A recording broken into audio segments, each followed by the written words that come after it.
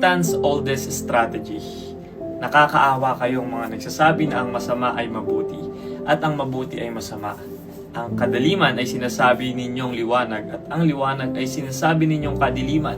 Ang mapait ay sinasabi ninyong matamis at ang matamis ay sinasabi ninyong mapait. Nandito tayo ngayon sa mundo na ang pagpapalaglag ay tinatawag ng choice. Your body, your choice, okay lang yan, tama yan.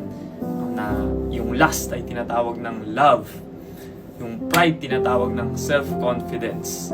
At yung idolatry tinatawag ng kultura. Satan is the father of lies. Sabi sa Bible, there is no truth in him.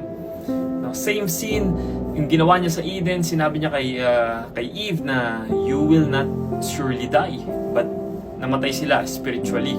No, nire-rebrand niya lang yung sin para magmukhang okay, tama, pwede, but still abomination sa mata ng Diyos. Kasuklam-suklam sa mata ng Diyos. Mga kapatid, ito ay paalala lang na ang sukatan ng tama at mali ay hindi opinion ng mundo, kundi ang salita ng Diyos na hindi nagbabago. But God said is sin. Kapag sinabi ng Diyos na kasalanan yan, your opinion, my opinion, it doesn't matter. Kahit sino pa tayong tao, kahit ikaw pa yung pinakamatalino tao sa buong mundo, hindi po natin pwedeng palitan ang salita ng Diyos. 2,000 years ago, kung anong sinabi ng Diyos na kasalanan, ay kasalanan pa rin ngayong araw. God's word is unchanging at ang Diyos po hindi nagbabago.